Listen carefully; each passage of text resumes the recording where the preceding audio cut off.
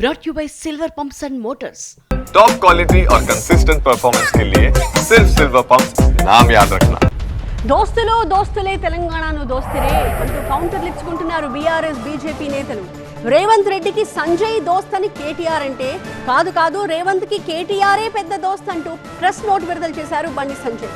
2 రోజుల్లో భారీ భూ కుంభకోణాన్ని బయటపెడతానంటే ఇంకొక వైపు బీఆర్ఎస్ వర్కింగ్ ప్రెసిడెంట్ కేటీఆర్ అంటున్నారు ఇందులో ఒక బీజేపీ ఎంపీ హస్తం ఉంది అని చెప్పారాయన.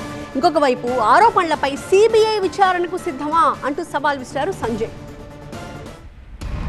రేవంత్ రెడ్డి బీజేపీ కాంగ్రెస్ పార్టీలకు ఉమ్మడి ముఖ్యమంత్రి అన్నారు BRS working president KTR. Revanth రెడ్డిని కాపాడుతున్నదే కేంద్ర మంత్రి బండి సంజయ్ అని ఆరోపించారు. ఒకరు ఢిల్లీ నేతల చెప్పులు మోస్తే ఇంకొకరు ఢిల్లీకి బ్యాగులు మోస్తారని విమర్శించారు కేటీఆర్. తెలంగాణలో జరుగుతున్న భారీ భూ కుంభకోణాన్ని 2 రోజుల్లో బయట పెడతానన్నారు. ఈ స్కామ్ లో ఓ బీజేపీ ఎంపీ పాత్ర ఉందని ఆరోపించారు. వేలాది ఎకరాల భూమిపై కన్నేసిన వారి వివరాలను వెల్లడిస్తానన్నారు బీఆర్ఎస్ వర్కింగ్ ప్రెసిడెంట్. తెలంగాణలో పొంగులేటి బాంబులు తుస్సుమన్నాయన్నారు కేటీఆర్. పొంగులేటి మంత్రిగా ఉండగా ఆయన కుటుంబానికి వేల కోట్ల కాంట్రాక్టులు ఎలా ఇస్తారని కాంగ్రెస్ ప్రభుత్వాన్ని ప్రశ్నించారు కేటీఆర్. కేటీఆర్ తనపై చేసిన ఆరోపణలకు కౌంటర్ ఇచ్చారు కేంద్ర మంత్రి బండి సంజయ్. రేవంత్ రెడ్డి కేటీఆర్ ప్రాణమిత్రులన్నారు సంజయ్. ఇద్దరు కలిసే రాష్ట్రాన్ని దోచుకుంటున్నారని ఆరోపించారు. కేటీఆర్ జైలుకు వెళ్లకుండా కాపాడుతున్నదే రేవంత్ రెడ్డి అన్నారు.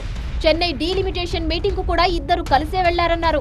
హైదరాబాద్ లో త్వరలో జరగబోయే మీటింగ్ ను కూడా ఇద్దరు ప్లాన్ చేస్తున్నారన్నారు సంజయ్. వక్ఫ్ బోర్డు సవరణ బిల్లు విషయంలోనూ ఇద్దరు ఒకే స్టాండ్ తో ఉన్నారన్నారు.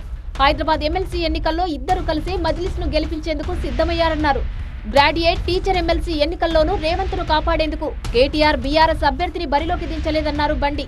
రేవంత్ కేటీఆర్ ఒక్కటై బీజేపీపై కుట్రలు చేస్తున్నారన్నారు సంజయ్. రేవంత్ రెడ్డిని కాపాడేందుకు కేంద్రంలో ఉన్నది కేసీఆర్ సర్కార్ కాదన్నారు బండి సంజయ్. భూముల కబ్జాలపై సిబిఐ విచారణకు సిద్ధమా అని సవాల్ విసిరారు కేంద్ర మంత్రి.